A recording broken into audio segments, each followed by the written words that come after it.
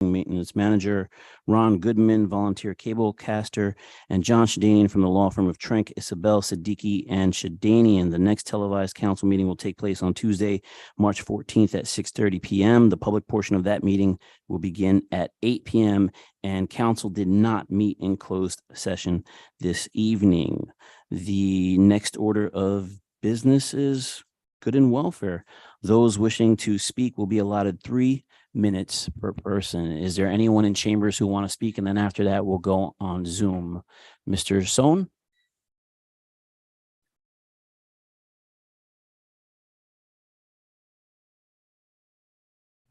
Alan Sohn, Teaneck resident. For the past few years, we've heard about these much vaunted 0% budgets. We've been told that these budget hearings are just a pre-function that needs to be done. But don't worry about it. It's a 0% budget. Everything is taken care of. Nothing needs to be looked at. The reality is that having looked at those budgets, having seen the numbers, what was done for the past several years, certainly the past 4 years have been gimmicks.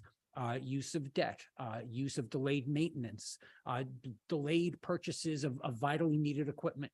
All sorts of other gimmicks and uses of ARP funds that could not possibly be repeated. I am one of the few residents who've taken the opportunity to attend budget hearings at the departmental level that take place in November. And the township manager has been pretty much shouting to the rooftops that it's not going to be a 0% budget. It could be 3, it could be 4, it could be 5, it could be higher. This is going to not be a good budget. It is going to be a real challenge. But it's very, very important to recognize that this big budget increase is the result of actions and inactions that have been taken over the past few years. It's okay to make mistakes. It's okay to do things deliberately wrong, but it's critically important to take control and take ownership of those mistakes, to acknowledge them and to start digging deep. It's going to really require this council working hard, doing very, very diligent work, not just throwing these perfunctory meetings away, but actually doing that due diligence to look through the budget, to find ways to save. There are critical issues that have been delayed maintenance, again, delayed purchases, that have only put these department heads, put township residents at risk. This has to end, and this has to end once and for all.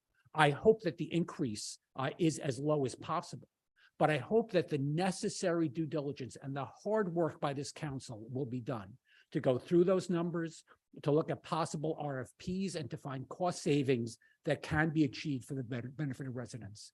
I look forward to meaningful budget hearings, and I look forward to hearing the details of what we can look at for this process. Thank you very much. Thank you, Mr. Sohn. Mr. Clerk, do we have anyone on Zoom? Not at this time. Dr. Powers, sir?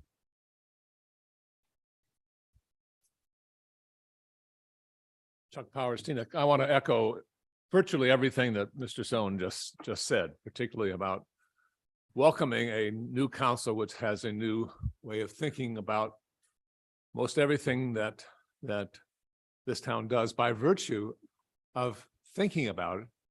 And so far as I can yet determine, telling us as they think about it, what it is that you are considering, the options you're looking at, and then how and why you decide what you decide. I'm very confused because we have not yet developed a website that adequately tells that same story to the residents. I got a call this afternoon from an former elected official who had been elected for at least 12 to 14 years, who said, how would I find out anything about the budget on the website? That's pretty amazing. I have here a sign sheet for, apparently, I'll be glad to give it to the Mr. Ruscione sent this to me today. It shows that when I asked for a fully executed copy of the settlement that was approved on the 20th of September last year and the 22nd of the planning board, I asked for a fully executed copy of that document. There's only 2 signatures on it. Former Mayor Dunleavy's and Mr. Roussillon's. Does this town actually have a completed settlement with Stop and Shop? I have here, I'm glad to share this with you, what is found about the trust fund in the new annual financial statement. I've been spending a good deal of time over the last few years. I have a complete copy of of what what's supposed to represent itself as being a good description of what it is that we have spent money on at most. I can't make any sense of it. I can only make sense of one of the 10 figures in the AFS. I understand why the $1.9 million is still in an escrow account because we haven't yet completed access to the PSE and GDoc materials. But what is it that's going on in the most funds? And why is it that this council has yet to approve a single thing for most since their inception, but so did the predecessor for the previous 3 years? Transparency is what I hope you folks are going to bring to this process. Thank you, Dr. Thank you very Powers. much. Thank you. Mr. Clerk, is there anyone on Zoom? Anybody else in chambers want to speak? Seeing no further hands, good and welfare is closed. Is there anyone on council who would like to comment? No? Mr. Manager, anything you want to say? Going to introduce the department heads. I just want to make a reminder to everyone that tomorrow we're expecting snow, 3 to 6 inches, early evening. And just a reminder, I'll put messages out via Nixle, the website, blast email, and I probably will, if the forecast remains the same, relax the parking restrictions in our municipal lots 6 hours before snowfall. So I'll probably do that around noon tomorrow. So if you're not signed up for emergency alerts, www.tnecnj.gov and go to the tab on the left-hand side of our webpage. Thank you, Mr. Manager. You're going to lead us. Thank you, sir. James, I will lead us off. Our town assessor will be right there.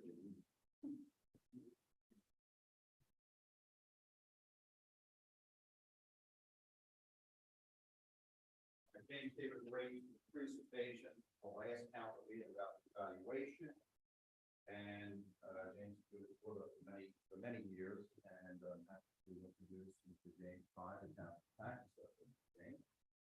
Hey, good evening, Mayor, Council, Teaneck residents. I'll be very brief tonight because we spoke just about a month ago.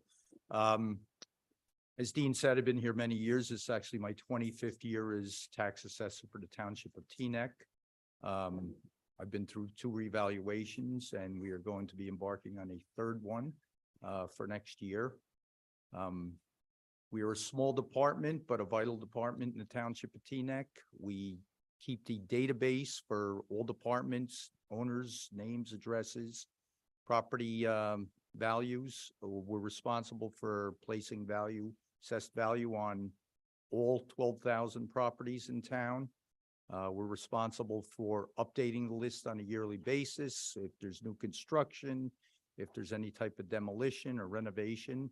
And we're also responsible for updating the list in the case of subdivisions or lot consolidations, things of that nature.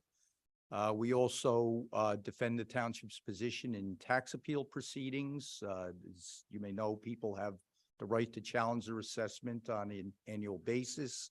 If a challenge is filed, which is essentially a legal action against the township, the assessor acts in the capacity as defense for the township's assessment where necessary. We perform that function for the county tax board and for the state tax court. And when necessary at the tax court, we'll call in outside experts. Judges typically like to have outside expert testify because they believe they're more objective. So we'll coordinate the defense of the tax appeals and work closely with our appraiser and our attorneys to defend these or settle them if that's the case. We also are responsible for processing veterans, senior widow deductions, and any exemptions or exempt organizations or veterans, 100% disabled veterans who are seeking exemption for property taxes. So we do have a lot on our plate. We're a small department. We have had a relatively flat budget the last 5 years, I believe. We operate within our means, and I think we've been quite effective over the past few years. Next, I have Mr. Mark Bacchino, the township's construction official. Mark has also been here, I believe, close to 20 years. 16, that's close enough. 2005, I started. Good evening, council, residents. The Teaneck Building Department is the local municipal enforcing agency which issues construction permits, conducts progress inspections, and issues certificates of occupancy in accordance with the state of New Jersey Uniform Construction Code. The building department also administers the Township of Teaneck development regulations and provisions of the state of New Jersey municipal land use law. To accomplish this, we collect fees. A portion of these fees for the enforcement of New Jersey Uniform Construction Code are required by state law to cover only the cost of enforcing the regulations. Our mission is to protect the health, safety, and welfare of all users of buildings and structures within the township, to ensure the adequate maintenance of buildings and structures throughout the township by the active enforcement of the Uniform Construction Code, to provide and maintain a pleasing visual environment through the application and enforcement of the township's development regulations, to assist in the orderly development of the township by applying the rules and regulations established by the Township Council, to assist the council in providing a better community by suggesting the elimination of unnecessary or obsolete regulations, the alteration of regulations to recognize new and innovative technologies, and the establishment of new regulations to address changing lifestyles and objectives. To assist applicants in the process of obtaining necessary approvals for use and development of properties within the township, to provide assistance to property owners and users in times of crisis, to minimize disturbance of life and livelihood, and to maintain and advance the quality of life of people living, working, and visiting the Township of Teaneck by promoting the ideals and principles set forth by the Township Council through their legislative actions. Some of our highlights from 2022, we processed 876 zoning applications and 611 permits. We processed 2,585 construction applications, issued 2,593 permits, and conducted 7,370 inspections. All that with the average wait time for inspections was less than 2 days. We coordinated several pre-construction meetings and pre-certificate of occupancy meetings with developers to try and smooth the process of construction and of the closing of the permits. We also have met with multiple citizens and contractors to help walk them through the application and permit process. And we also fulfilled an enormous amount of Oprah requests. I estimate that we spent approximately 480 hours doing that. Thank you. Thank you, Mr. Bacchino. And how is spatial data logic working out for the building department? Very well. Not as many citizens are using it as I had hoped, but you are getting some activity on it, inspection requests, some applications, but that will increase probably next year when it comes to law that we have to do it. Okay, thank you, Mark. Issa Abbasi, our Chief Municipal Finance Officer. Issa, I know he's been working the midnight oil here with me to get this budget done. Issa? Dean, good evening, council, residents, department heads, members of the public. My name is Issa Abbasi. I'm your CFO. I've been with the town almost starting my 14th year in April. Started as the manager's executive assistant, became the clerk, sat in Doug's shoes where he is now, then became the CFO. Same job, just numbers, not Oprah's and minutes. Nonetheless, my staff includes, aside from myself, a deputy CFO, one accountant, a senior payroll clerk, a tax collector, a deputy tax collector, and a keyboarding clerk who really serves as like a tax collector's assistant. The finance department is responsible for the effective maintenance of financial administration of the municipality and overseeing its resources. The CFO supervises as the director, the division of finance, division of the tax collector, and division of payroll. We also review daily each department's deposits. We review in coordination with the purchasing agent and her staff payments remitted to vendors and make sure people are paid promptly, legally, and have everything needed for compliance purposes. Our main accomplishment in 2022 was switching banks. We went from a bank that I coined the term too big to care to a more local bank who knows us on a first name basis and has taken care of us with white glove service. Even better, we have thankfully started to increase our interest revenue, where I am forecasting that we will have hopefully closer to $1 million in interest revenue this time next year versus the, $100,000 or so from the larger banking institution. We work closely with our grant writer, Millennium Strategies, to claw back $1,077,048.26 from FEMA for hurricanes Isaias and Ida. Thank you to Trevon and Simona from DPW and purchasing for their assistance with that. And a simple thing that we did on council's recommendation, we removed the feature on our tax payment system in Edmonds, where if you tried to pay your tax bill online one time and you accidentally left off a number, it would lock you out.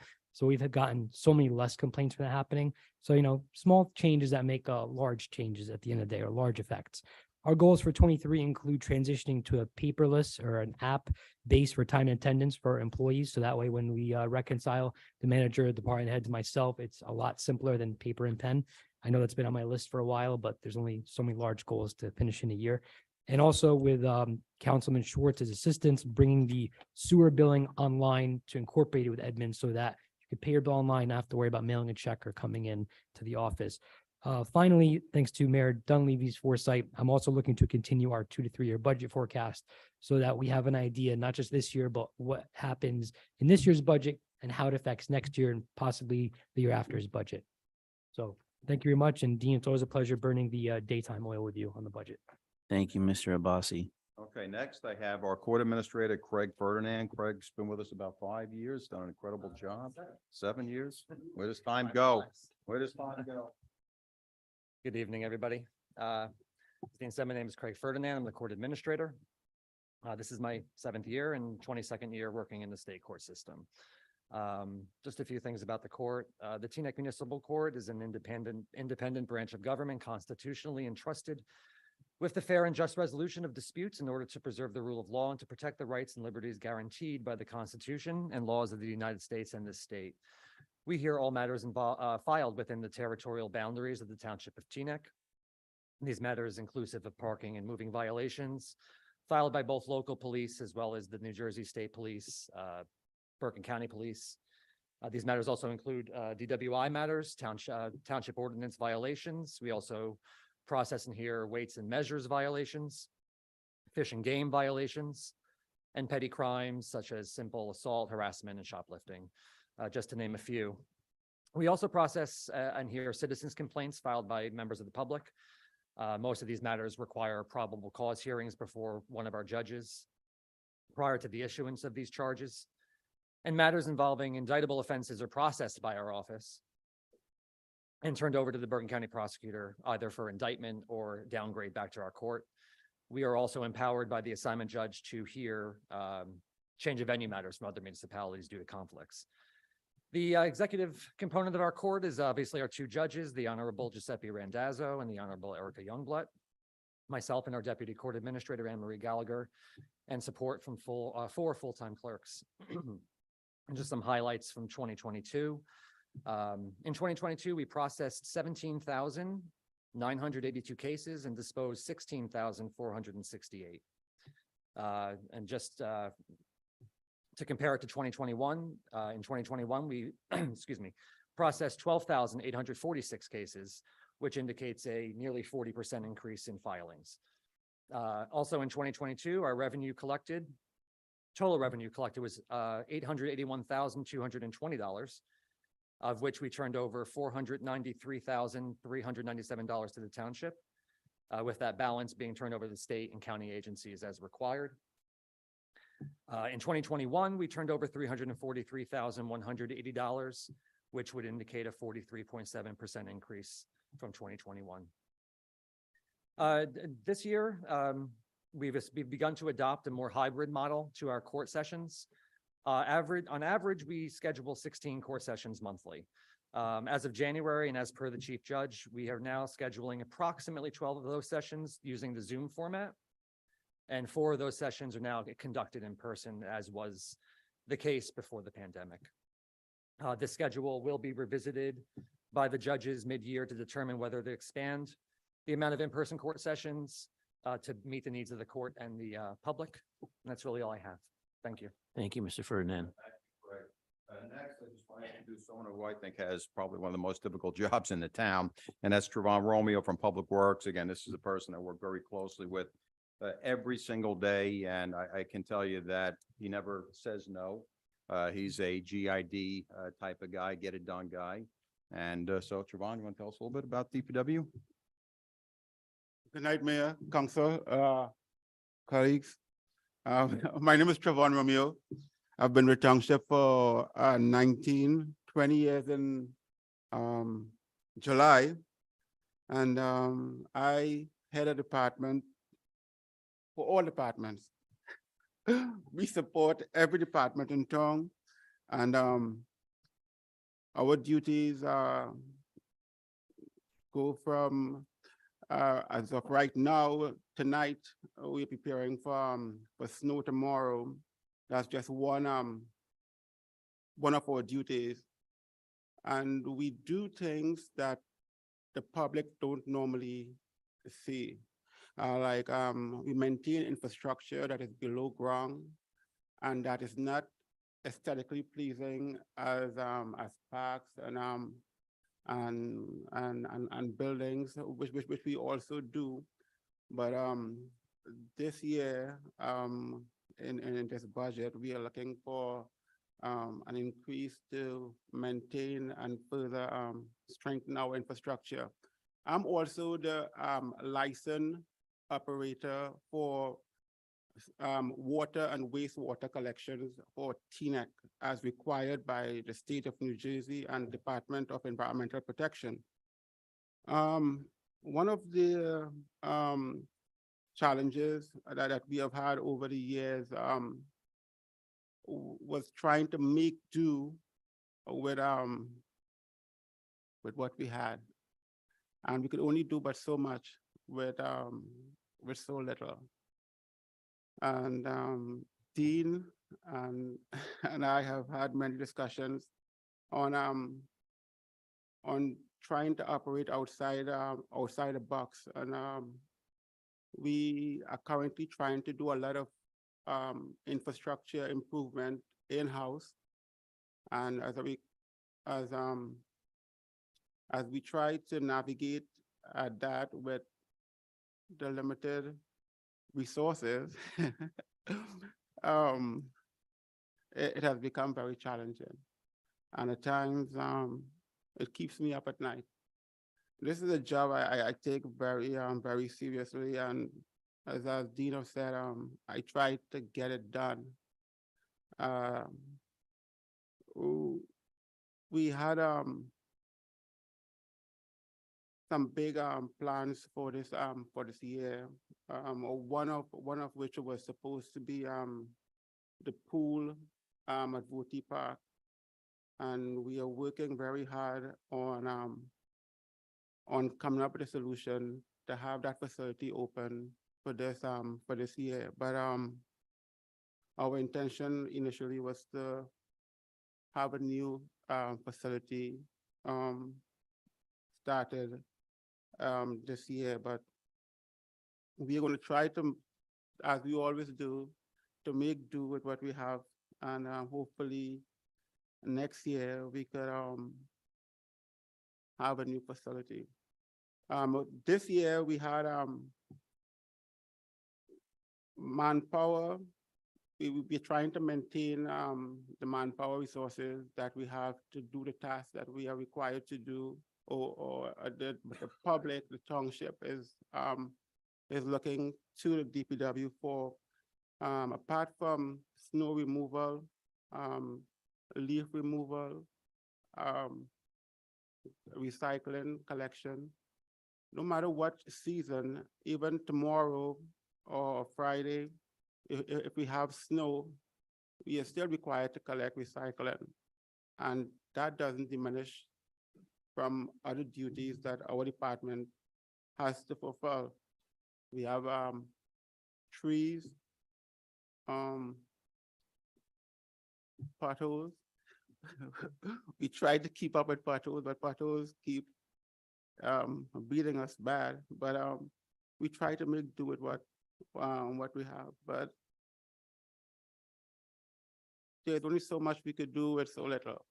So I will ask you guys to consider the increase we are looking for this year for our operation budget. Thank you very much. Thank you. Thank you, Mr. Romeo. Next, we have this Farah Galani, the township's engineer, another department that remains very busy and someone that I'm in contact with pretty much on a daily basis. Farah? Good evening, everyone, Mayor, Council, my colleagues, residents. I am department head for the engineering department. I'm civil engineer with over 25 years of experience in the field of municipal engineering. I am a professional engineer and a professional planner and a certified municipal engineer. This is my 9th year serving as a township engineer for TNEC. My department consists of myself and one full-time clerk, which I share with DPW, and a part-time clerk. So I'm a small department as well. So some of the scope of work which my department has is engineering department provide engineering services for the township infrastructure system. Infrastructures include roadway system, storm drain system, sanitary sewer system, building, ground, park, traffic signal, etc. The department prepare capital improvement program as they relate to preparation of capital budget and implementation, engineering design, and construction administration of these programs.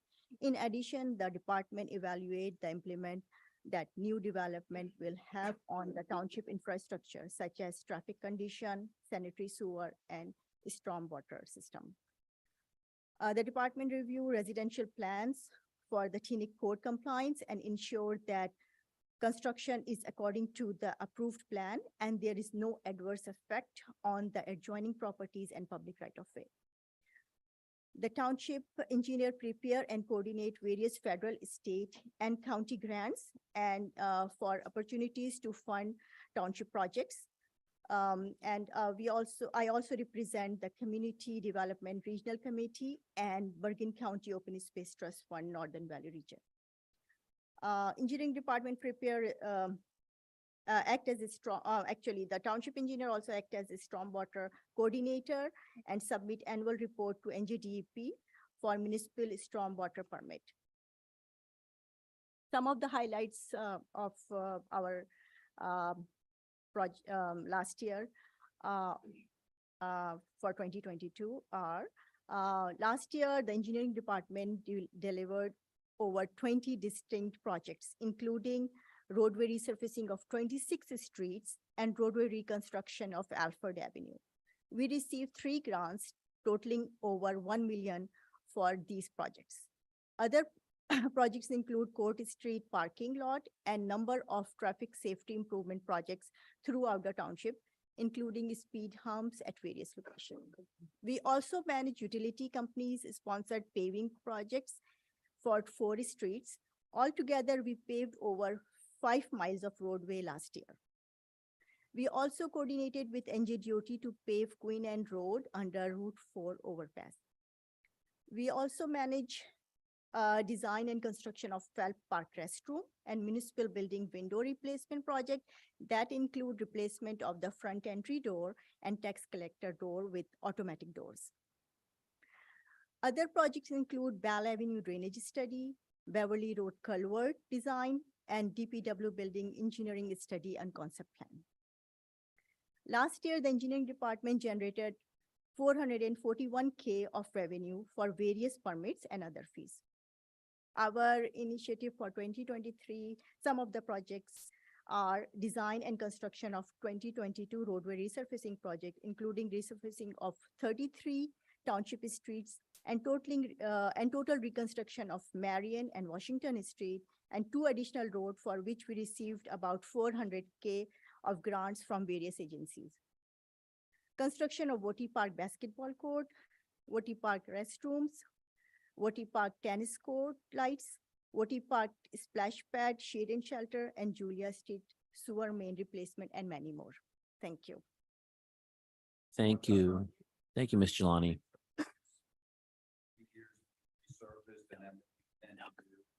This year? This year, we are planning to pay for 2022 roadway resurfacing program.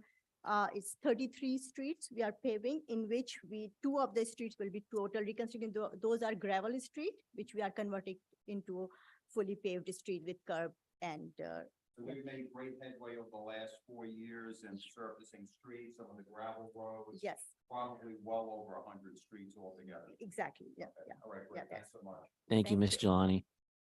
Right, next, we have our career fire chief, Joe Birchtold, who's been with us about 3 decades. And we're very fortunate to have a career fire department. It certainly makes an impact with a 2 or 3 minute response. So Chief, it's all yours. Good evening, council, distinguished colleagues. Thank you for all your support. Without both your supports, we would not be able to do our job. Welcome, residents. I'm Chief Joseph Birchall of the Teaneck Fire Department. I've been here 33 years. So a little bit about the Teaneck Fire Department. As you may know, the Teaneck Fire Department responds to auto accidents, hazardous conditions, victim rescues, ice and water rescues, as well as fires and a whole host of other emergencies. Our table of organization is 94 members strong, including 31 officers, 61 firefighters, and 2 civilian staff. 90% of our department is assigned to fire suppression, divided into 4 shifts, working 365 days of the year. Remember, residential fire information. As always, it's ultimately everybody's fire safety duty to keep each one safe. No one should ever go to bed or sleep in a room without 2 means of egress or working smoke detectors in your house. There should be 1 on every level of your house and 1 inside your bedroom, preferably interconnected. No family should go to bed without a valid, realistic fire escape plan that's been practiced numerous times. Again, disabling smoke detectors are not a good and safe practice. Homeowners can always call the Fire Prevention Bureau for recommended placement of detectors, and if not, follow manufacturer's installation instructions. Placing smoke detectors in and out in the wrong place outside of a kitchen or bathroom are going to lead to those nuisance alarms. The National Fire Protection Agency recommends smoke detectors replaced or be replaced every 10 years from data manufacturer, and carbon monoxide detectors replaced every 7 years from data manufacturer. If you're not sure how old your detector is, just replace it. The Fire Prevention Bureau is ready to provide any technical advice or service or concerning needs that you may have with your escape plans. Just give us a call. The Fire Prevention Bureau is also our enforcing agency for all state, local, and township ordinances, rules, regulations. It is our aim and goal to control fire hazards in structures before they happen. The fire code mandates periodic inspections of certain occupancies like schools, local businesses, factories, hospitals, and what have you. We conduct them on a daily basis. We cooperate with the building department on fire protection agencies throughout the township. And again, residents are always encouraged to call and ask for an inspection of your home if you have or believe you have any fire hazards or any exists. All residents upon resale and all rental units upon rental also get a state inspection requiring smoke detectors, carbon monoxide detectors, and fire extinguishers. In 2022, the Teaneck Fire Department conducted 2,066 fire prevention related inspections. Of that, 1,295 were unsafe condition inspections, which were basically fire companies on the scene of a call, found the violation and reported it.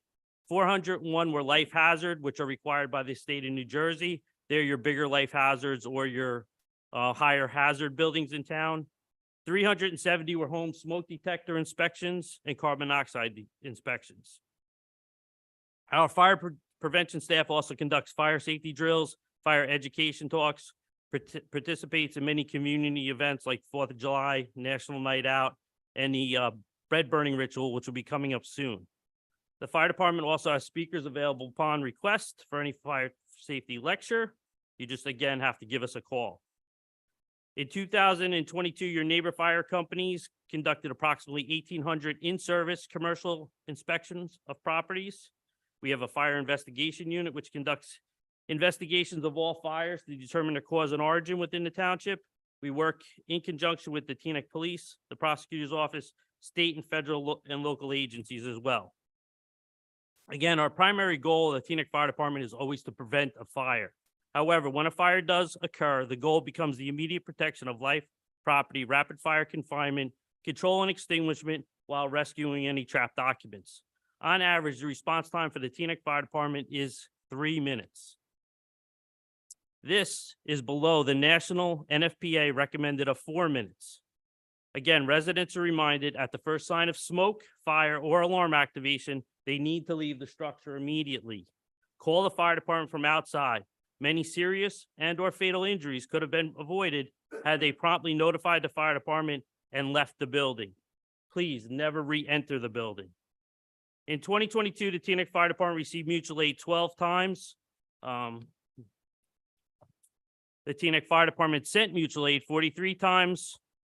The Teaneck Fire Department is a member of both the county and a local mutual aid association, providing aid back and forth when needed. As far as rescue goes, the fire department responds to serious motor vehicle accidents on Route 4, 80, 95, and our local streets. We respond to water and ice rescues on the Hackensack River, over Peck Creek, flooding conditions within Teaneck and our neighboring communities. As always, the Teaneck Fire Department assists TVAC on responding on medical calls. The Teaneck Fire Department, the Teaneck Police Department, and the Teaneck Ambulance Corps over the years have both built a very strong and robust relationship, allowing all members of the community to receive the best possible care. Training. The firefighters conducted 6,296 hours of training in 2022. 2023, we currently have 5 new firefighters attending an 18-week course at Bergen County Law and Public Safety Institute, and then another 5 weeks of EMT training, followed up by 3 weeks in Teaneck before they'll be assigned to a shift. In 2022, the Teaneck Fire Department hired 4 members. All members of the fire department are CPR and AED certified, and some actually maintain New Jersey EMT certification.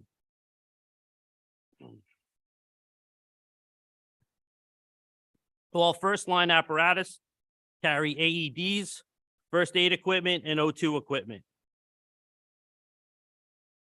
Throughout the year, we continue to cover and conduct numerous education training courses on a broad range of subjects.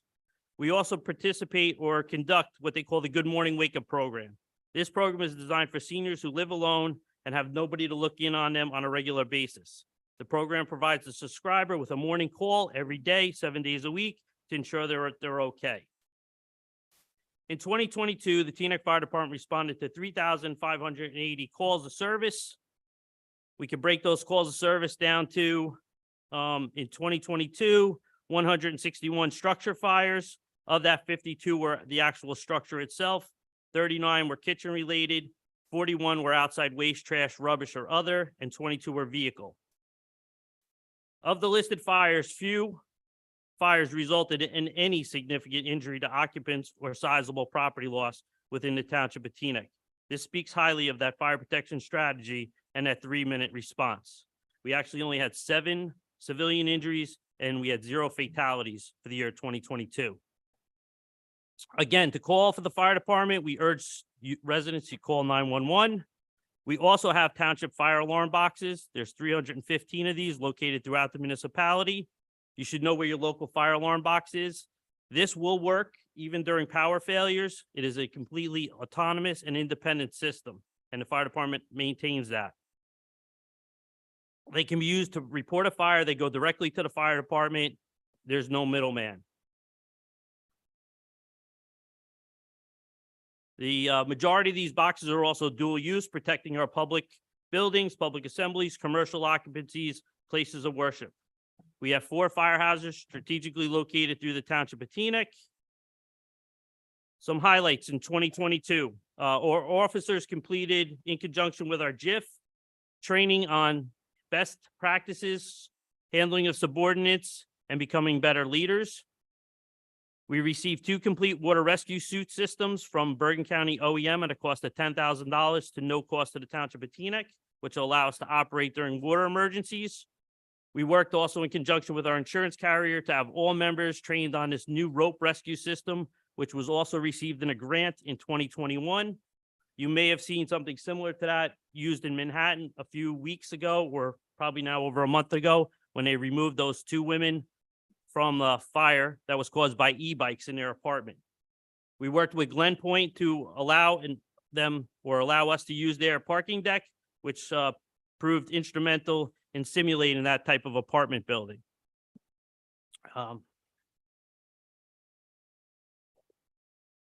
Fortunately, in the last couple of years, we've had the advantage of receiving acquired structures in town before they're demolished or bulldozed. That allows us to do basic hands-on training, hose stretching, ground ladder operations, searching and smoke, forcible entry training, all for our firefighters while they're on duty within the Township of Teaneck. That's a huge, huge benefit to us as opposed to sending companies off duty to places like Mawa or Bergenfield. In 2022, we had to place a reserve ladder in place of our ladder 21 that was damaged by Hackensack Spring. That ladder is now back in service and serving the community. We also replaced the water rescue boat that was damaged from the previous year in a storm. We purchased washer and dryers for our firefighters' turnout gear, which will allow them to remove the contaminants from their gear, reduce carcinogens and toxic exposure. We started renovations in 2022 over Station 4, which is on Windsor Road. We should be finished sometime in 2023. 2021, we began to move to Hackensack for fire dispatch. Unfortunately, due to COVID, the lack of availability of components, contract negotiations, that project is still ongoing. We hope to have it done soon. We did receive a radio grant for $480,000 from FEMA, allowing the township to only pay $40,000. That will allow us to purchase more modern, reliable, and safe portables for all firefighters while they're on duty. 2022, we also received 10 sets of ballistic body armor from Bergen County OEM, which will allow the Teaneck firefighters to work in a rescue task force during a terroristic incident to remove injured people. And we will continue in 2023 with working with joint drills within the police department. 2023 initiatives. Again, update and replace apparatus and equipment. Currently, there's a 3-year wait time from the placement of an order for a fire truck or fire apparatus. Continue to hire new people or new personnel, work on upgrading our fire stations, provide for more officer and fire department supervisory level training, continue to work on shared service agreements, as well as also securing grants from FEMA. In closing, I'd like to challenge this council, who holds the financial purse strings of the municipality and the fire department, to continue to work with the fire department and the manager's office to support us and move us all forward for the next 30 years. Thank you and have a good night. Thank you, Chief.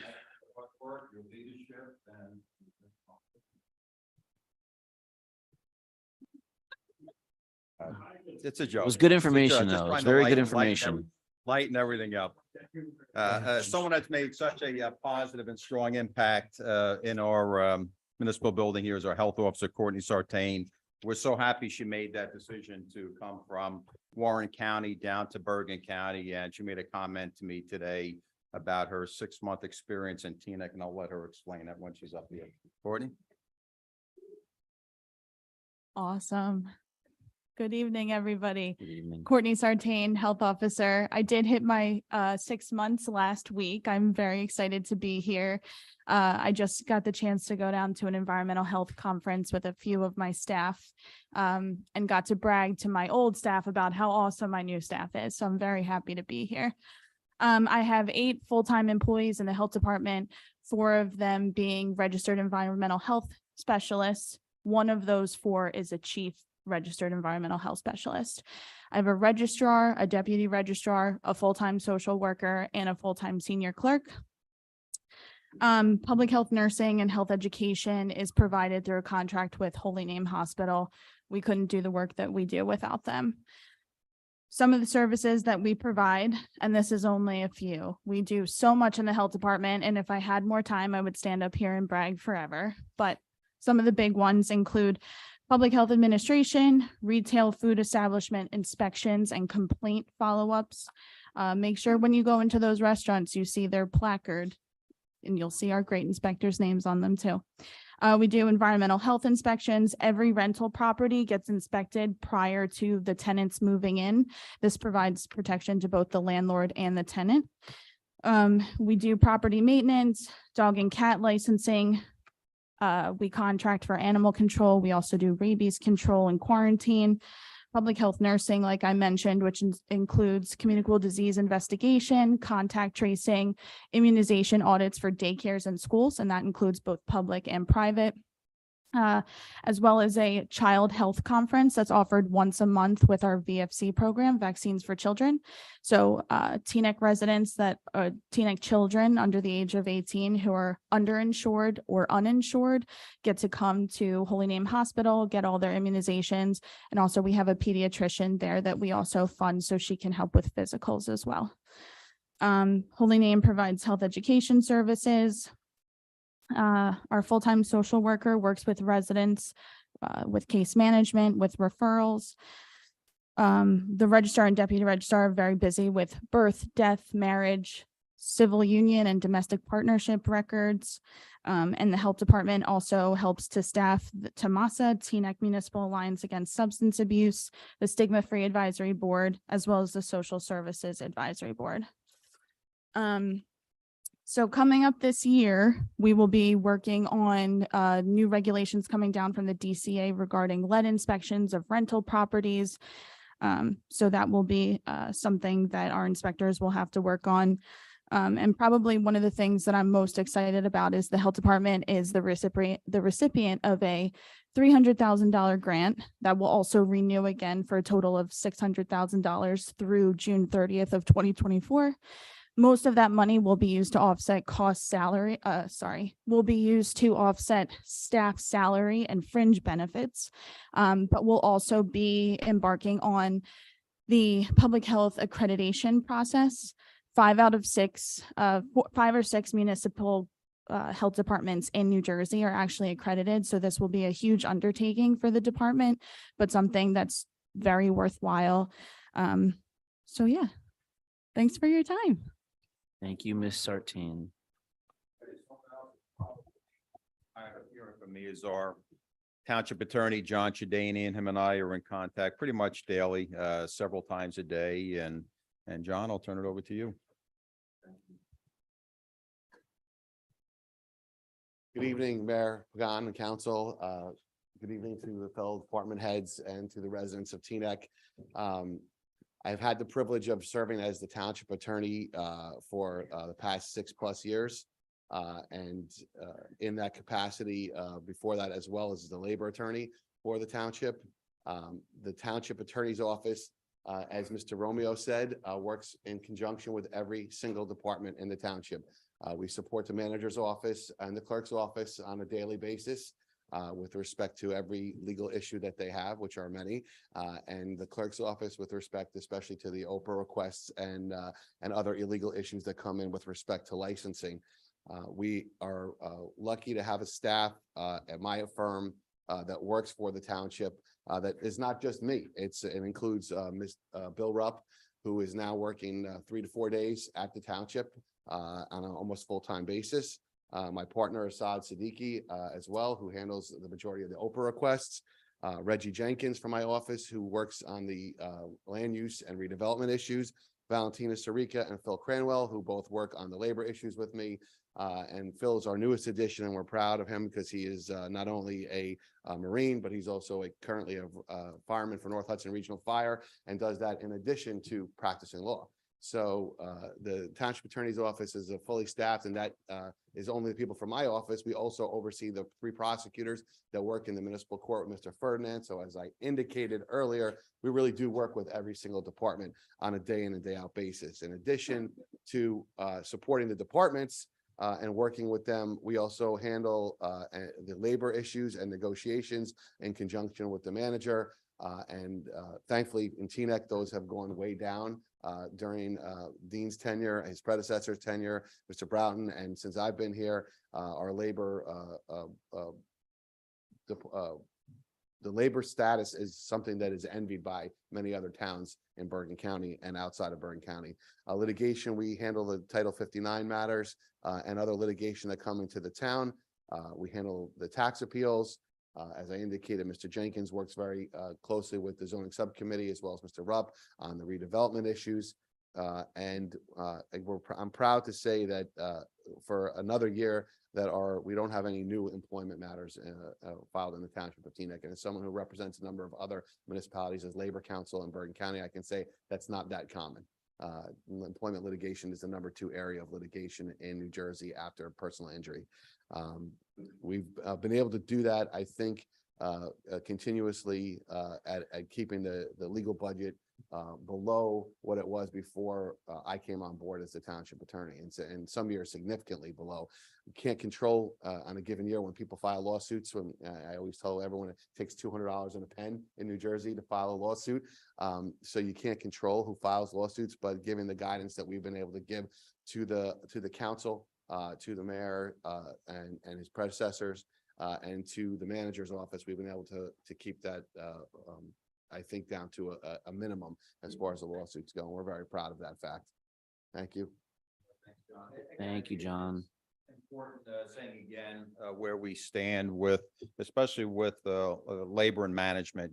There is that sense of harmony here with our collective bargaining unions as well as our excluded employees. And it's about 13 years where we really haven't had any employee litigation, and for a town this size, it's really unheard of. Will it happen? Probably at some point, but I think a lot of it has to do with the relationship I have with John and especially the department heads who provide that leadership to their staff. Our 8 collective bargaining agreements are settled, and we don't have grievances. We don't have arbitration. So, again, we're very proud of that. And I saw Shanae just walked in, not to put you on the hot seat, but you're up next. Thanks, Shanae. Sorry, let me catch my breath. Hi, my name is Shanae. I'm the director of the Teaneck Public Library. In 2022, library service gradually returned to normal. Participation in the library program has increased and the circulation came back to pre-pandemic level. The library completed replacing the cooling tower and upgraded the library light bulbs to LED, thanks to the dean. And the library owns over 180,000 items in print and digital formats.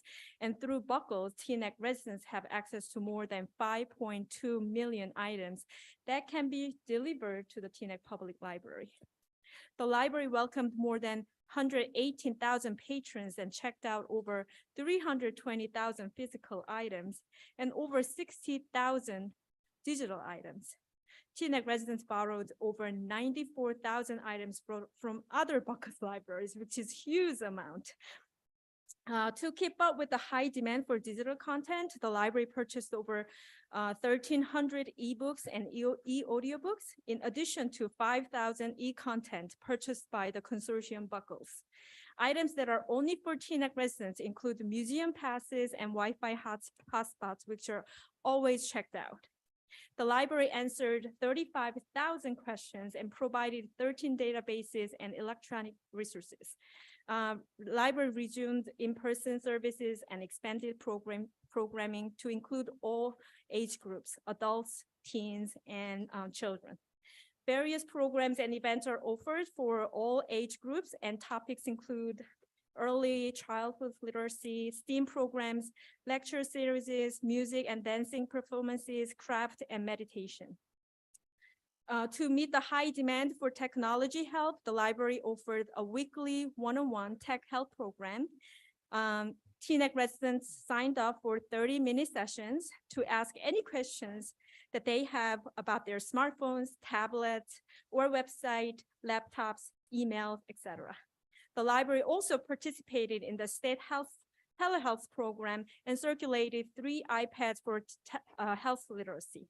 The library implemented a teen advisory board called TAB, a volunteer group for teenagers grades in 7th to 12th grade.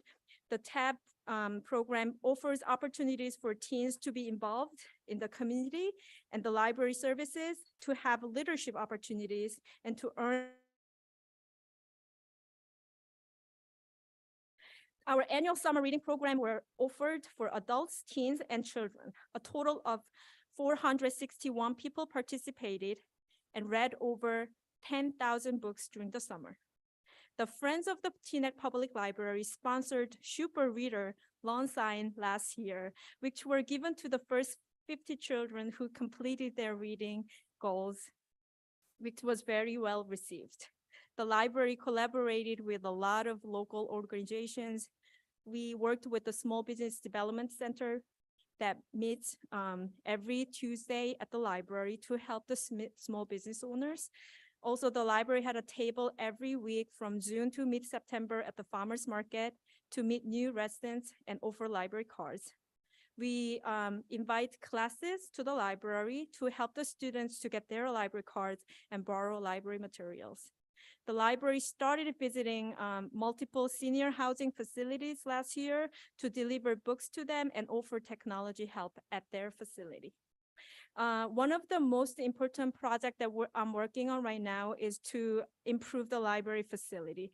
Our building is 40 years old. The last renovation was, I believe, 1989. So it's pretty old. And according to the architect, our furniture shelving units are at the end of its lifespan. So we hope we can get this done, and I need your help. All the work we are doing at the library cannot be done without the support from the mayor and council. And on behalf of the library board of trustee, I'd like to thank the mayor and council for the continued support. Thank you.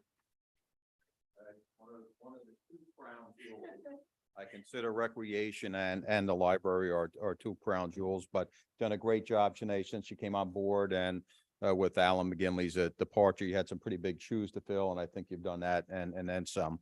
Next, we have our police chief, Andrew McGurr. Andrew? Good evening, Mr. Mayor, members of the council, fellow department heads, and members of the public.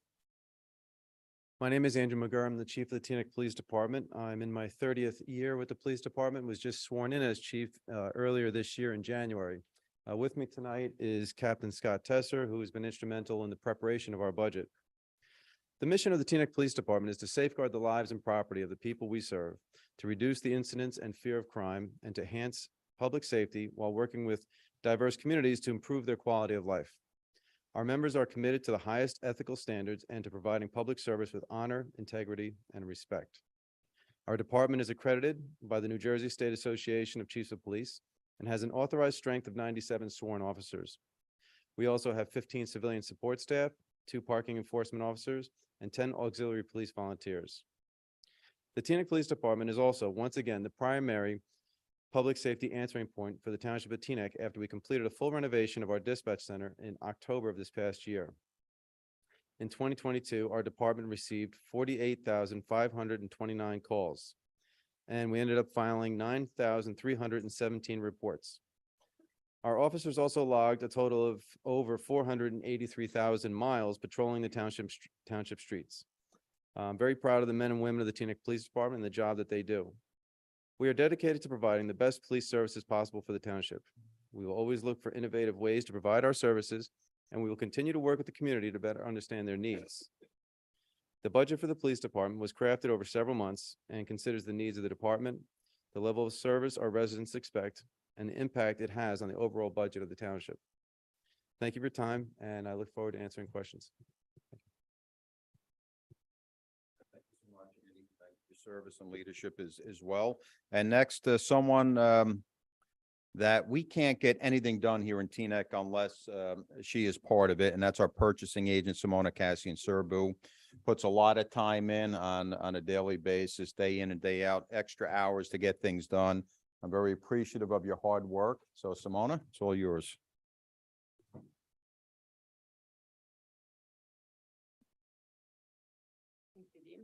Good evening, Mayor and Council. Thank you for stealing my thunder. I was gonna say that everything Jovan said, he had to be creative. That's because he has to come to me and I always say no, so. My name is Simona Casian Sârbu. I am the Township Purchasing Agent. I've been, this is my 12th year with the Township of Teaneck, and my 7th year as the Purchasing Agent. I run a 2-people department, myself and my purchasing assistant. And we are responsible for the procurement of all township equipment, supplies, and services. We support the finance department in monitoring department budgets and their spendings. And we serve as, along with the finance department, as one of the 2 departments that serve as accounts payable liaisons with the vendors. The township purchasing department monitors the township compliance with the local public's contract law. It helps develop bid specifications and RFPs and oversees all public bid openings. All of our current bid openings and proposal announcements can be viewed on the township website and are also advertised in the Bergen Record as required by law. Some of the RFPs for some of the professional services are also advertised on the New Jersey League of Municipality website. We are the liaison to the New Jersey State Cooperative Purchasing Program, the Bergen County Cooperative Purchasing Program, Houston Galveston Area Council Cooperative Purchasing System, the Hunterdon County Educational Service Commission, the Educational Service Commission of New Jersey, National Joint Power Allowance and Cranford Co-op. They are co-ops that we use in lieu of public bidding for some of the services to try to assist our departments in securing some of the products that they need in a timely fashion as needed. The purchasing agent oversees compliance with the state affirmative action contract regulations, New Jersey prevailing wage requirements, New Jersey state regulation pertaining to New Jersey business registration certificates, and we assist with compliance with the pay-to-play laws. The purchasing department also serves as the PACO agency for the Township of Teaneck, and is the interface of the state controller's office on any large contracts that exceed to $2.5 million. We also work very closely with the Township Legal Counsel, addressing legal concerns in specification development and problems that arise during public bidding, as well as resolution writing to be presented for council's approval and or action.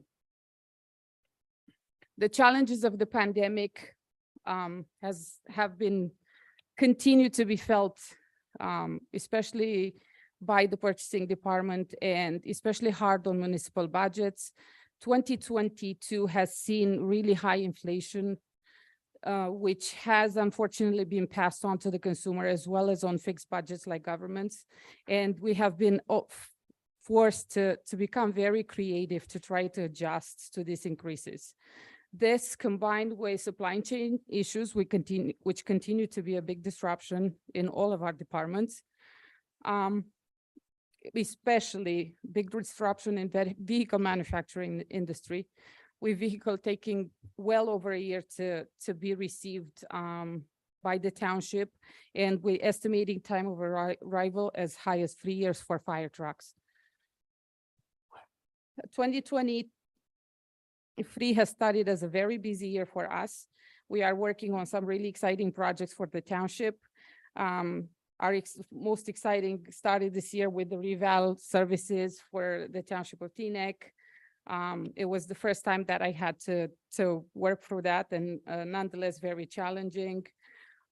We have also issued an RFP for website redesign services for the Township of Teaneck. We received proposals on the 7th, and we are under review currently.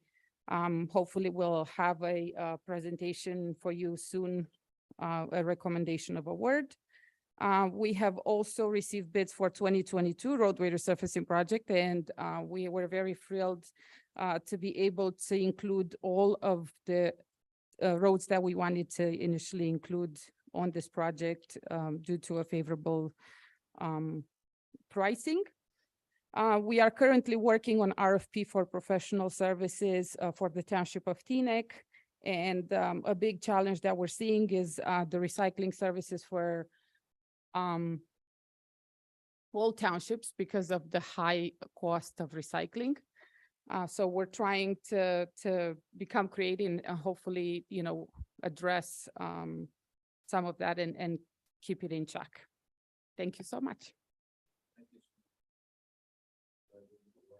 Next up, I have Glenna Crockett, our Superintendent of Recreation. Glenna has done fantastic work over the last 4 decades for the township. I speak to Glenna pretty much on a regular basis as well, so thank you for your hard work, Glenna. Thank you, Dean. Good evening. My name is Glenna Crockett. I'm the Superintendent of Recreation. I've been with the township for over 40 years, as Dina said, and the superintendent for over 35. So I have structured the Recreation Department into 4 main focus areas. We manage the 51,000 square foot community center 7 days a week. We offer classes, activities, and special events within our 3 divisions. We offer individual education, fitness, arts and crafts, excuse me, dance classes, plus non-instructional activities in the Rhoda Center, outdoors, virtually, and off-site facilities for ages 18 months to over 90 years old at a nominal fee or no fee at all. We also have a state license after-school program, a state license full-day preschool, and state license camp programs. We also schedule a myriad of special events, including our July 4th community celebration, our movies in the park, our summer community band concert series, Teaneck Day. We also operate the summer swimming pool, sprinklers, splash pad. In 2022, we offered special workshops in art history, literature, and movie reviews for our seniors. And new for 2022, our township social worker facilitated a health-related lecture series also to our seniors. We provide transportation to senior and disabled residents. We have 2 to 3 vans on the road 5 days a week, transporting residents one way or round trip to their medical appointments, food shopping, and miscellaneous errands. We provide this very popular and valuable service free of charge throughout the year. Facility reservations. We issue permits for a variety of amenities in the parks and indoors. We schedule facility users for our tennis and basketball courts, ball fields, sportsplex, picnic areas, soccer fields, and request Board of Ed facilities for a variety of our town programs and sports organizations throughout the town on a yearly basis. We also schedule the use of the Rhoda Center to township groups and local organizations. We were the site of flu clinics, blood pressure screenings, health consultations, and access to our township social worker for our seniors through our collaboration with the health department. And we served as one of 9 county sites for early voting. So the department is currently staffed with 13 full-time employees and over 150 part-time and seasonal employees. Thank you. I don't know too many other municipalities that offer services for our young and old, our seniors. So I'm very proud of what we do and with the resources we have, and keep up the great work. And I appreciate your leadership. And last but not least, Mr. Doug Roussillon, Township Clerk. Doug? Good evening, Township Council, residents, fellow department heads. Before I tell you a little bit about myself and our department, I just want to alert council. It will be 5 years I have been with the township this coming April, and being able to work alongside these very bright professionals has been a very enriching experience for me. I've been able to learn so much from my colleagues and my department heads. Our office works with every single department. We are the secretaries of the municipal corporation and our township council. So more times than not, we are working alongside all of our department heads. It's been a pleasure. I am your township clerk, Doug Roussillon, AKA your secretary of the township council and also the secretary of the municipal corporation. I am the keeper of the township seal. I help issue all different kinds of licenses within the township, liquor licenses, most notably. We also help out with Oprah requests, most notably, as I believe many will be familiar with, my department heads and our residents. open requests take up much of our department's time. We also work heavily on elections. Elections takes up a lot of our time when it comes. Last year, we ran our first election cycle where we did not have a municipal election in May. It came with its own new nuances, but of course, we are looking forward to another election cycle. Working on the elections also has given me the opportunity to get close with residents in a different regard, all of our poll workers. This past year, we saw the township do the first kind of its event in the township, a poll worker meet and greet, where we reached out to poll workers, old and new, people who might not have actually applied to been a poll worker yet, and we invited them here to the town hall to learn about that very important duty that they have, which all in all ultimately facilitates the democratic process. So being able to work in a department that sees all these different angles of communities and how it works has been a very enriching experience for me. And of course, when I'm able to get out of the office, you might also see me at many of the different events that we have our hands in at the township clerk's office. You might also know me not only as a township clerk, but the township DJ. You'll see me at TNEC Day. You see me at National Night Out, and we are looking forward to another cycle of great events this year. Thank you for your time. I'm looking forward to our manager's presentation. I just want to take a minute again to thank my department heads. I appreciate the work they do day in and day out. I may not say it enough, but when I do get the opportunity, I just like to personally thank them. We're so fortunate. I'm so fortunate to have them.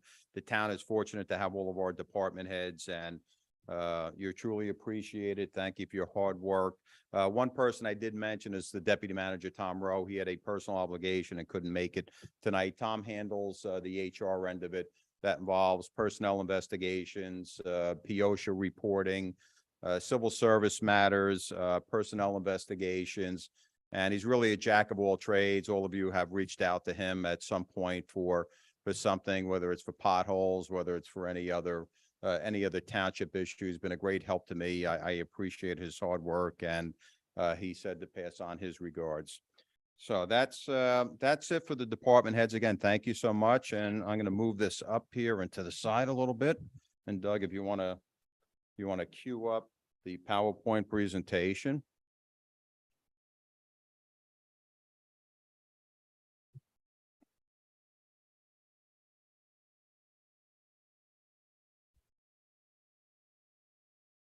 Before I begin, I just want to say that, many counties and municipalities are struggling this year with the municipal budgets, county budgets. I mean, I speak to many municipal administrators on a frequent basis, and I know they are struggling as well. They have told me, and the ones I've spoken to, that they're seeing increases, proposed budgets of anywhere from 3% to 20%. We are nowhere near that upper number, but this is the reality of it. There's a lot of increases beyond anyone's control. And by far for me, during my tenure with the town, I've been here 40 years as well, and worked with Mr. Broughton on his budgets, worked with Issa now for the last 5 municipal budgets. By far, I think this one is the most difficult, challenging, and again, for a lot of things that are beyond our control. So that being said, go to the next slide.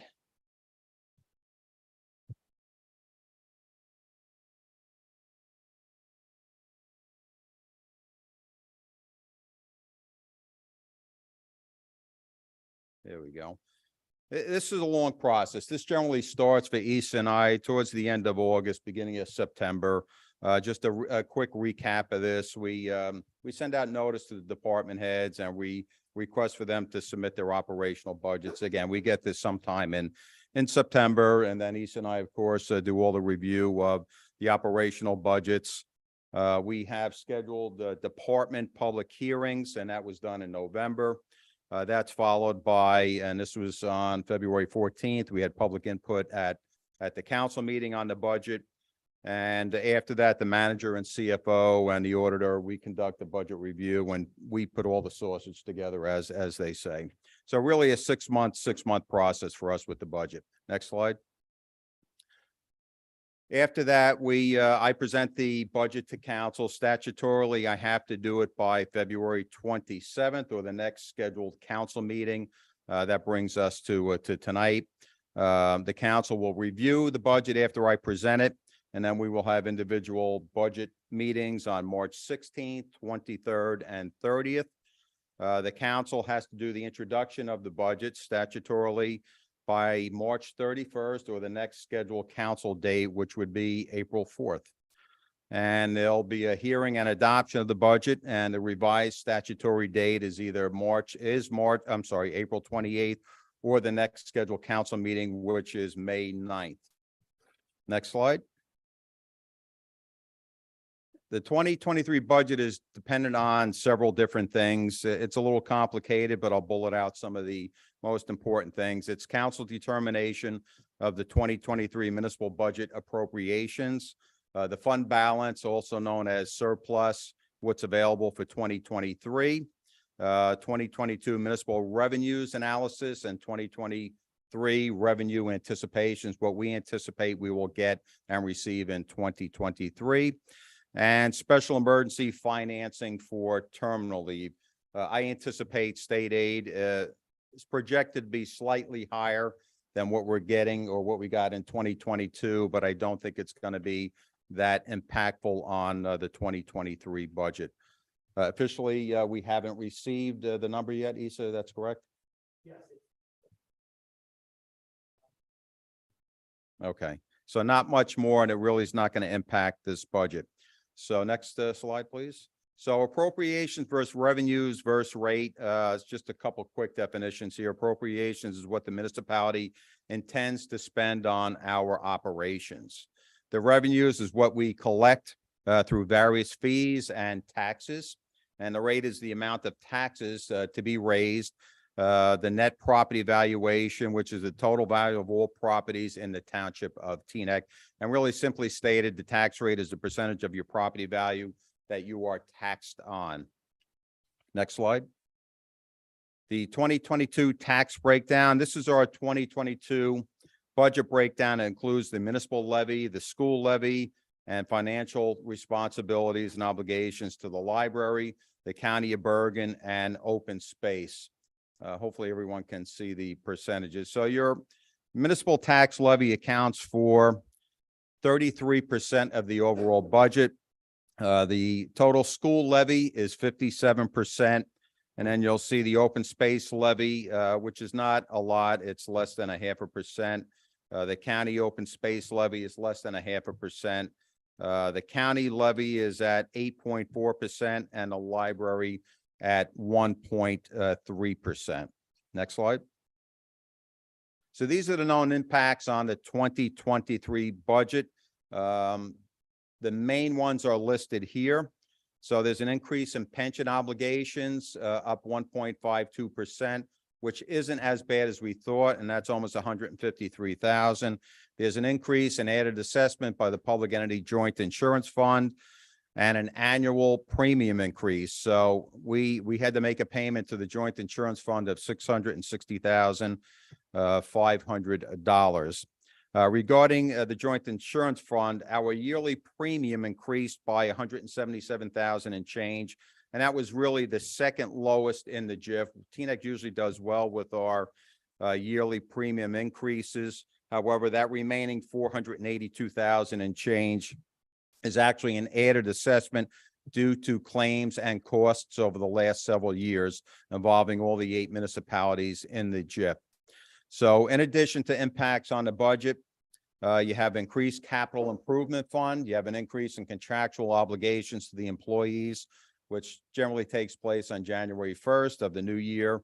Increased capital improvement fund contribution from 2022. That went from 300,000 in 22 to 560,000 in 2023. And we're adding some additional funding to TVAC in the amount of 30,000. So that will get them $100,000. We usually give them 70. We're going to add 30,000 this year. That will get them up to $100,000. Next slide. Other known impacts on the 2023 budget, including outsourcing of our building maintenance, parks, and fields. Just to bring up building maintenance, you know, we have 2 people assigned, one at the police department, one at the municipal building.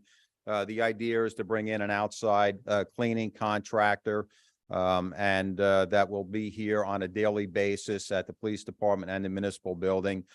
We received a very good bid on this recently, and they will be here 5 days. It does eliminate the need for overtime here. It does eliminate any need to reassign staff here from Public Works in the event of vacation or someone out sick. So I think it's going to be beneficial to the town to outsource building maintenance to cover the municipal building and the police department. And the same thing with Parks and Fields. One of the big complaints I get on a yearly basis is when is the grass going to be cut at the fields? So we engaged, we took bids, and we got a very competitive bid from a company that will handle most of our parks and municipal grounds, that will relieve some of the duties of Public Works. One of the ways that we will fund that is through attrition. Instead of 59 Public Works employees, we'll go down to 57. And that savings in cost between pensions, benefits, salary will more than cover the cost for the outside maintenance. You also have 22 special emergency terminal leave financing, $320,000. We're already seeing with the retirement so far this year, we've paid out, I believe, over $500,000 already, Issa, close to $500,000. You have the health insurance increase, even though we transitioned out of state health benefits, where we were going to see about a 23% increase. There is still an increase through Horizon Blue Cross Blue Shield, self-funded, and that increase, I believe, was a little over 6%, 6.54%. So instead of paying almost 23%, we went down to 6.54%. And then, of course, you have the rate of inflation, which is 6.41% as of January 23. There could be an additional cost for professional services with RFPs. And we have additional operating expenses this year of $1.8 million. There are some things I put in there that helps out Public Works with their operations, which was desperately needed, that Trevon and I had some good conversations about, and we really honed down on areas that he needs that money to keep our facilities up and running the right way. Next slide. Known impacts on a 2023 budget. As I mentioned, state health benefits, they had proposed a 20 to 24% increase for 23. The forecasted amount with state health benefits was 5.6 million, an increase of 346,000 from 2022. Again, switching over to Horizon, it's in the chart here, proposed 8%, but we're at roughly 6.5%. So we're saving money by switching plans. My understanding in the governor's budget for 2024 that he proposed to give municipalities that are both in state health benefits and who have health benefits on the private side, promising aid for those municipalities, whether you're in SHBP or not. There is proposed aid, but again, that's for 2024. Next slide. So this is really the slide that I guess everyone is waiting to see.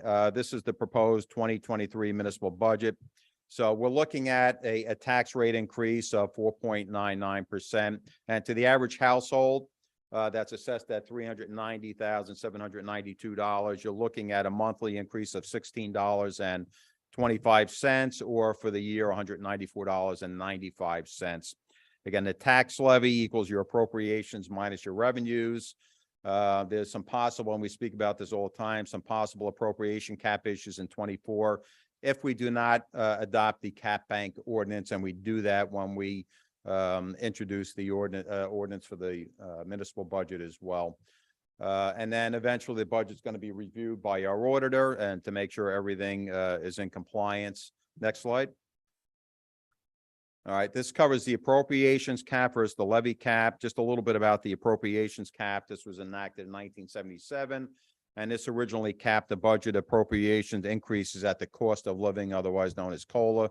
The maximum COLA adjustment is at 3.5%, and it does require the adoption of the cap bank ordinance. And the ordinance allows Township to bank a cushion. Again, if needed, this is if needed. It doesn't increase the budget, but it allows us to establish a bank, a cushion, and if needed for future unanticipated expenditures above the appropriations cap. And then you go to the levy cap that was enacted in 2007, amended in 2010 to 2%, and it modified exclusions, which I'll cover in a bit. Next slide. The 2023 Local Finance Board action. This is the Local Finance Board issued a finance notice 2023-04, and this was done on February 17th of this year. And that allowed for the following appropriation increases in excess of the 3.5%. So these are some of the exceptions that are not included and allows us to go above the 3.5 for 2023 budget. And that includes garbage and trash removal and disposal, recycling, our pension systems, the public employee retirement system, police fire retirement system, employer contributions, gasoline and diesel fuel, and workers' compensation insurance. Next slide. The importance of appropriations cap banking. Again, the cap bank ordinance has two purposes. It allows the township to budget up to the permitted amount if needed, and it allows the township to carry over any unused amounts from the last two prior years. And by us adopting the cap bank ordinance, again, it does not add funds to the budget, and the budget can always be reduced by council prior to budget adoption, regardless of the cap bank ordinance. But this is something we really need to do. If not adopted, the township may be required to reduce services in the current year or a future year based upon the cap calculation. And again, passing the cap bank ordinance provides the township with budgeting options in the current year and for our future years. And that, again, needs to be introduced at budget introduction. Next slide. So this is how we kind of arrived at the 4.99 tax rate increase. It's a utilization of additional surplus due to increased revenues at $1.55 million. We're going to cancel $495,000 in 2022 appropriation reserves. By doing that, keep in mind that $495,000 will not be available to us in the 2024 surplus. So the 2022 appropriations that normally get carried over into 2024 this amount will not be available to us. We're going to utilize special emergency financing for terminal leave in 2023, adding that $750,000, which Issa and I originally spoke about. Again, you're looking at adding almost 1.5 tax points, roughly, I guess, 1.4 in tax points. So that was removed, and we're doing that again because we're already seeing almost $500,000 in terminal leave payouts for the beginning of this year so far. And the utilization of American Rescue Plan funds to replace lost revenues, and I'll speak about that in a little bit. Next slide, please. This again continues on how we arrived at that 4.99%. Fortunate there was a minimal increase in salary and wages due to retirements, contract settlements, delayed hirings, and the utilization of grant funds to offset some salaries. Again, we switched over to Horizon Blue Cross, the private plan, and some of the proposed budget. Proposed budget includes additional funds for tree removal. What I did is, again, in speaking to Trevon, we needed more monies put into the tree maintenance account. So we upped that to $190,000. There's still $75,000 in there for tree planting. So we upped that a little bit. Next slide. And these are some of the costs that I spoke about a little while ago, and with some of the other administrators around that are costs generally outside of our control. And one is the joint insurance fund. Again, that's up $660,500. Keep in mind a tax point is $525,000. So this is more than a tax point. Health insurance, $367,000. Pension liabilities, $152,000. Terminal leave, special emergency, $320,000. Our debt service increased. That's up to $200,000. Other expenditures, that's $1.8 million. So that total comes to $3,565,198. Or just these items are listed here. That's 6.79% tax increase. Next slide. And this covers the American Rescue Plan Act of 2021. Again, just a little history with this, 1.9 trillion was put into the American Rescue Plan in 2021, and that provided the township with $4.216 million. Half of the 4.2 million was received. We got that in the summer of 2021, and the second half was received in July of 2022. Generally, those funds are to be encumbered by 12/31/2024 and expended by 12/31/2026. But we did use ARP monies, the first installment to balance the budget last year, and we will do the same in 2023. Again, we're going to use that for revenue shortfalls due to COVID-19 pandemic and the payment of the COVID-19 special emergency as well. Next slide. So future impact on, and this is important, on the 2024 budget. Again, there were no ARP funds in 2024. Again, we're utilizing the 2.1 million this year, the second payment. Terminally budgeted for in 2024. We will try to put that $750,000 in. That's what we've done for many years. We haven't done it the last 4 years, but we're going to try to put that in there next year. You have added special emergencies, terminally 2023, estimated payment $240,000, reevaluation, first payment of $5. We anticipate that's going to be about $212,000. Of course, you have inflation, the state of the economy, and less fund balance surplus to utilize as revenue due to the increased usage in 2023. We're using basically about $8.2 million in surplus this year to balance our budget. Next slide. Future impact on 2024 includes, 2024 health benefit premiums. We don't know where we're going to be with that. I can say by switching over to Horizon Blue Cross Private, our claims experience should be better towards the latter end of the year. Once we are in the system for another month or so, I'll be getting all the percentages of claims and where we're at with state health benefits. State health benefits included our retirees who we don't pay for in part of our claims experience, and that had a negative impact on us. So I'm hoping that now with Horizon Private, our retirees will not be included in the claims experience, and we should have a better idea, and I think a positive impact on claims, which should hopefully reduce our rates come the fall. We also have pension contributions. They normally go up. So you can anticipate a pension increase in 2024. Debt obligations, an increase in debt obligations due to proposed bonding in 2023.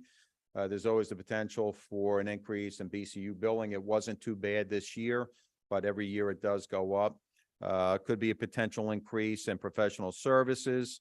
There's one contract they do have to negotiate that expires the end of this year, and that's the FMBA Local 42 firefighters, and of course, our DPW facility expenses.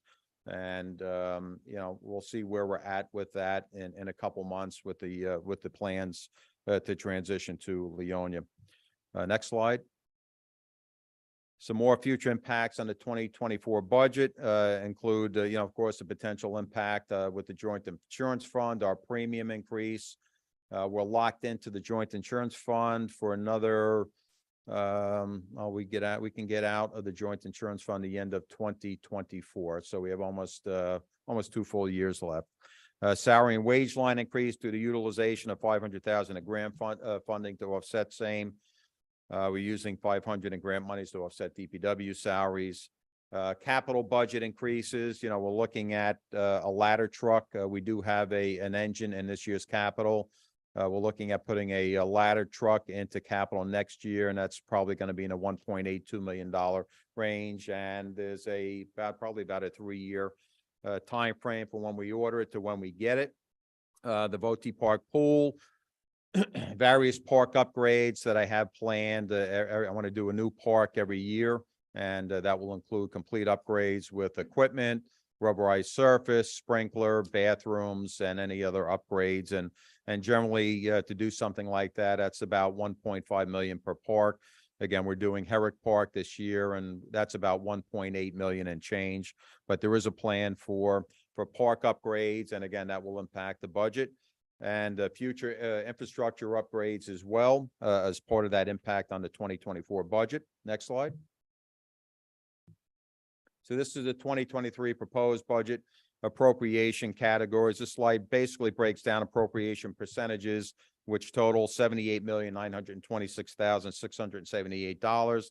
The highest percentages come from salary and wages, and that's 45%, other expenses, which is 32%, and then you have your statutory expenses, which is 13%. So those are the big ones under the appropriation categories. Next slide.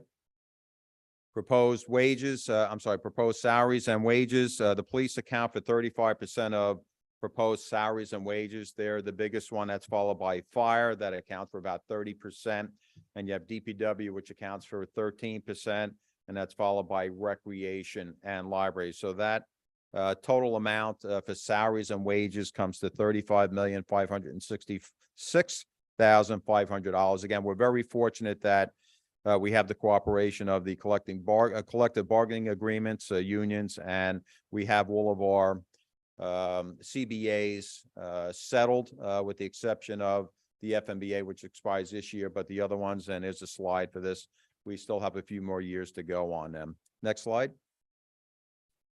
And these are the salary and wage increases required by union contract. Again, police and fire under binding arbitration, that's to the right. That covers 60% of the salary and wages. That's a little over 21 million.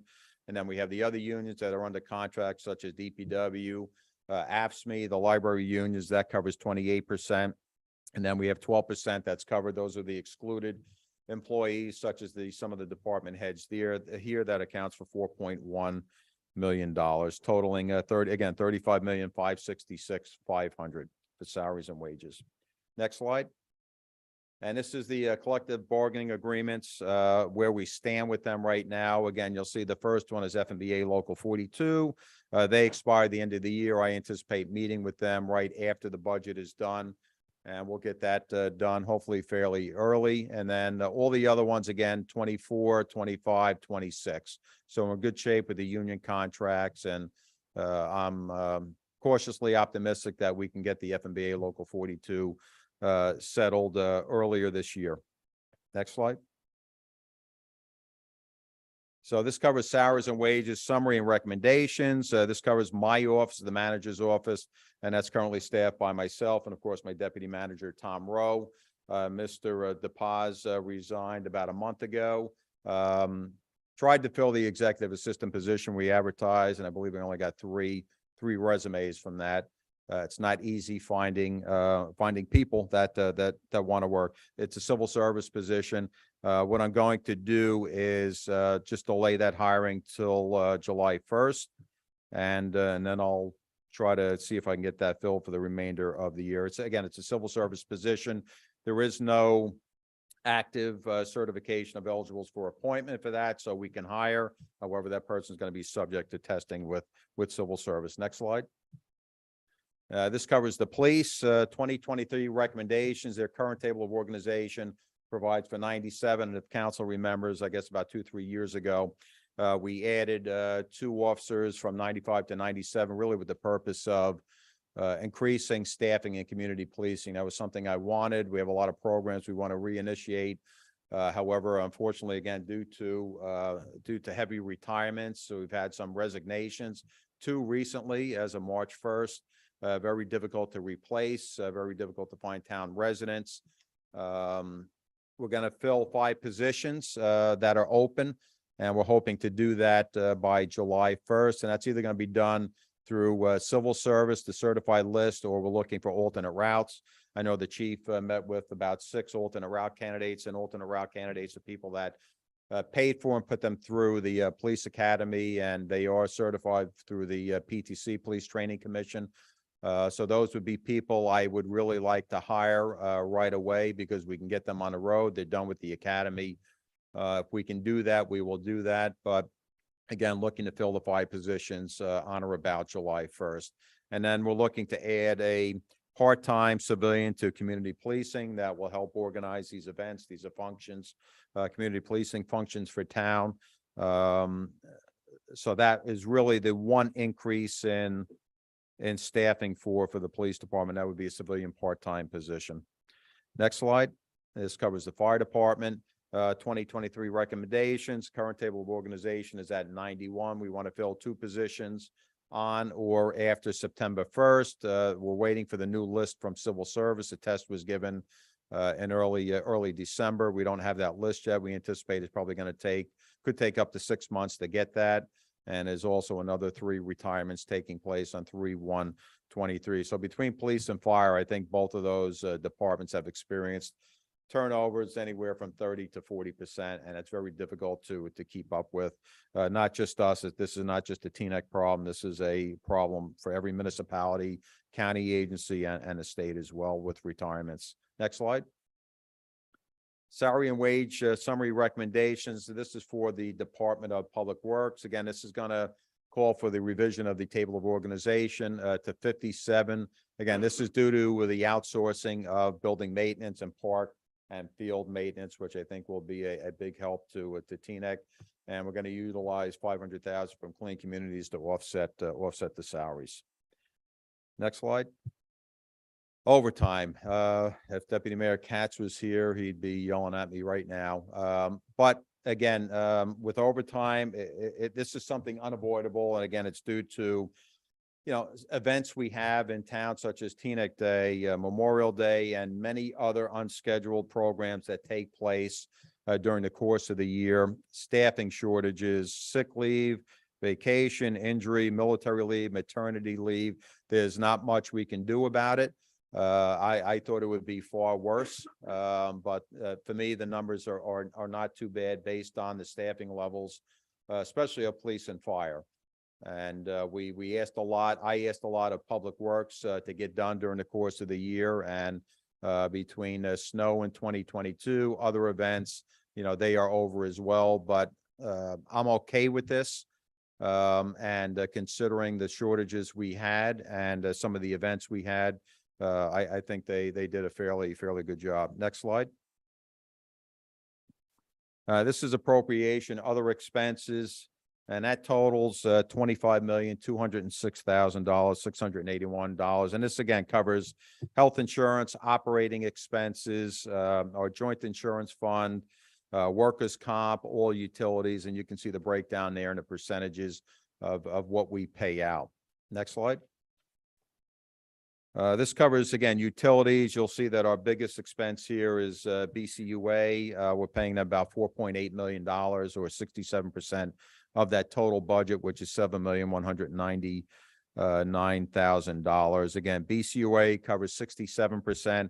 Electric covers 8%. Water, fire, hydrant services at 8%. And street lighting is at 7%. So that covers all of our utilities. Next slide. And what are our special emergency appropriations? What's covered under state statute 48-4-53? We can do special emergencies for the preparation of tax maps, revaluation, which we're going to do, codification of ordinances, preparation of the master plan, which we put money in for, drainage maps, flood control, engineering planning of sanitary sewer system, municipal consolidation, severance liabilities that I've spoken about several times tonight, terminal leave, preparation of sanitary storm system maps, tax appeal refunds. So this is everything that really qualifies under this statute, and we do take advantage of a few of these categories. Next slide.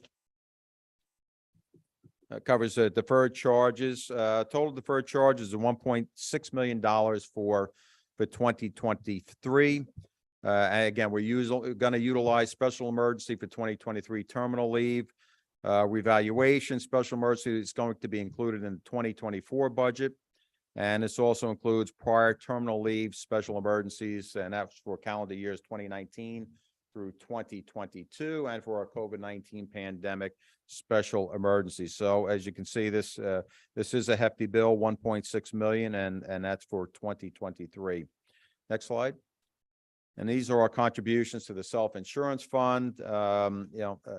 Maintaining the 22 appropriation covers Title 59 tort claims, workers' compensation claims, proposed settlements to be funded. So we were I think we came in close to $1 million, Issa, with this, and we budgeted 1.225 for this year. And that's the same amount we actually budgeted for 2022. So I don't want to cut this too tight. But this again covers 59 tort claims, workers' comp, and any proposed settlements that need to be funded. Next slide. Other insurance premiums, again, not to beat a dead horse, the PE-GIF increase of $660,000. And this coverage includes auto liability and collision, employment practices, public officials, cybersecurity, general litigation, and claims. Again, this is a hefty bill altogether, 1.5 million this year, but there's a lot of coverage, and everything I just mentioned, it falls under other insurance premiums. Next slide. And this covers our debt service, and that's $4,017 and let's see, $4,017,989 and we have an increase in bond principal and bond interest due in 2023 due to the bond sale. So again, another hefty bill for 2023. Next slide. And these are our statutory expenditures. There's nothing we can do with these. Again, you see the PFRS increase 250,000, 252,000. That's a 3.7. Actually, public employees retirement system surprisingly decreased by 5%. But the total line item, even though we have that PERS decrease, increased by 1.52%. And that's about $10,220,020 of our budget, overall budget. Next slide. And this covers our capital improvement fund. The total cost of improvements for this year, we have at a little bit over $11 million.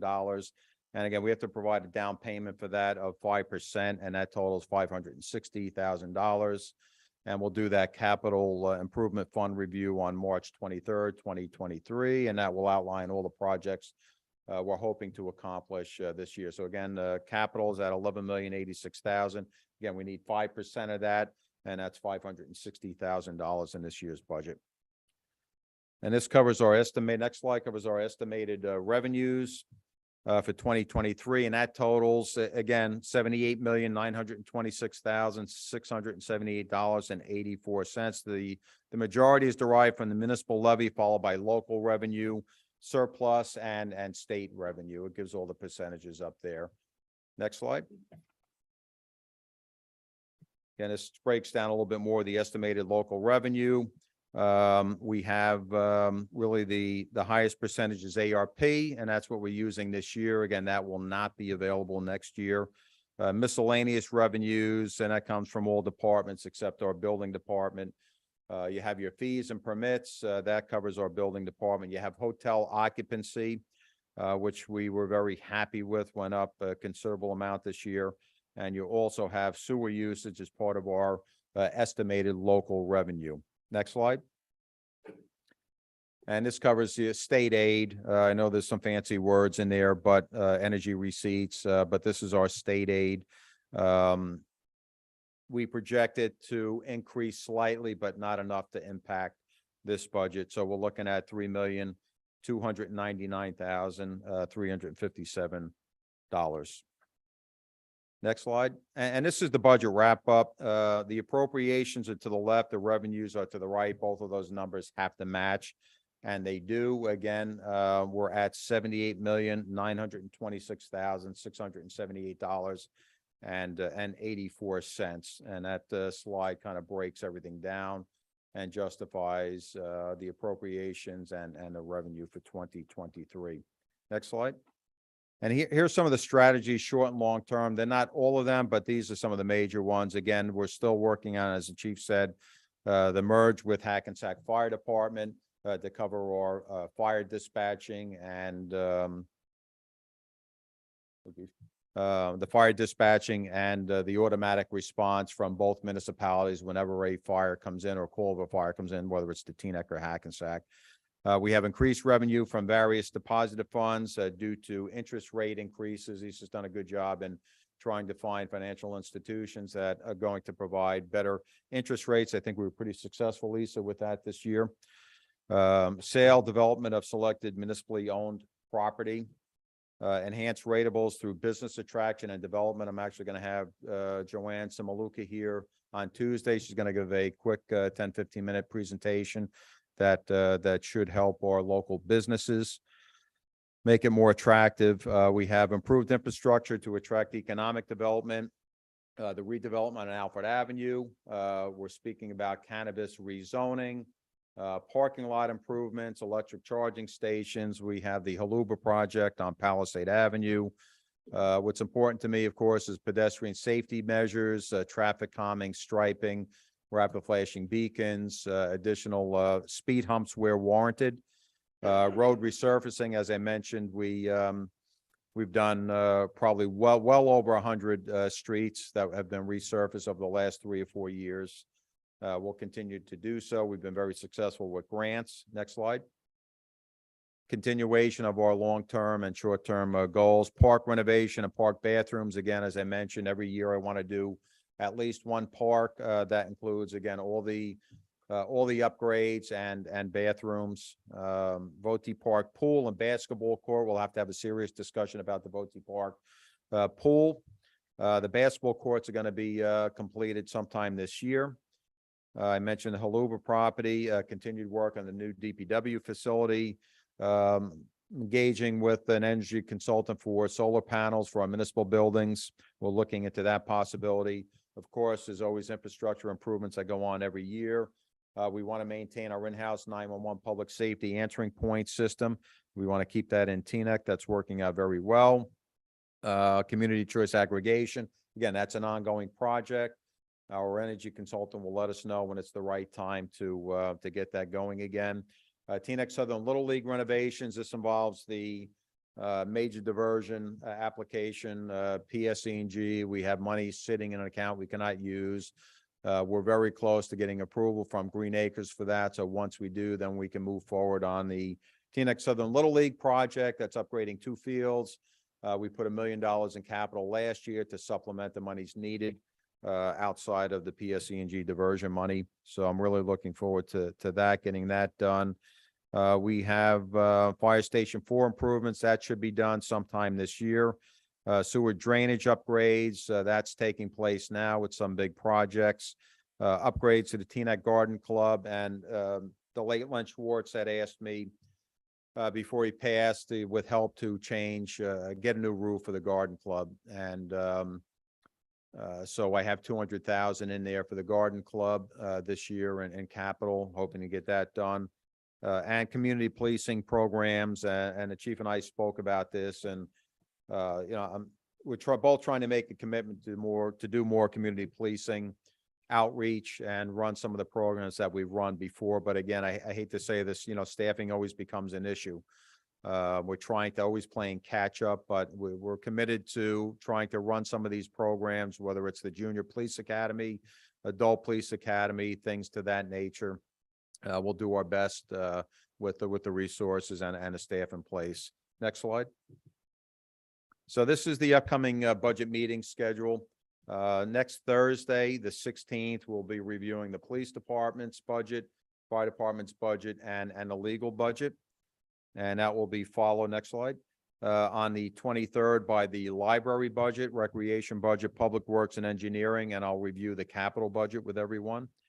Next slide. And on the 30th, that'll just cover my budget, council's budget, the clerk's budget, and any other various budgets I need to discuss. So that takes us to the end of March. And next slide. Again, I just want to thank council for your cooperation, understanding. This is a difficult time. We'll have some budget subcommittee meetings over the next couple weeks. We'll work hard to, maybe hone down the number a little bit. We'll work with our auditor as well. We get it done every year. I want to thank Dan DeGangi, our auditor. Dan has been a big help. Our CFO, Isa Abbasi, and our deputy CFO, Asisa Adamuji. She's done incredible work for us, especially with the healthcare transition and Carmelina Estevez, our senior payroll clerk. They really did a fantastic job. And trust me, there was no easy feat to get that done. It was a lot of hard work, a lot of time put in, a lot of phone calls, and but they got it done. And our department heads, of course, and I don't want to leave out the assistant department heads that support the department head as well. We have a bunch of them. One of them here is Lisa Skolnick, who's here tonight. So Lisa, thank you. And we have plenty more.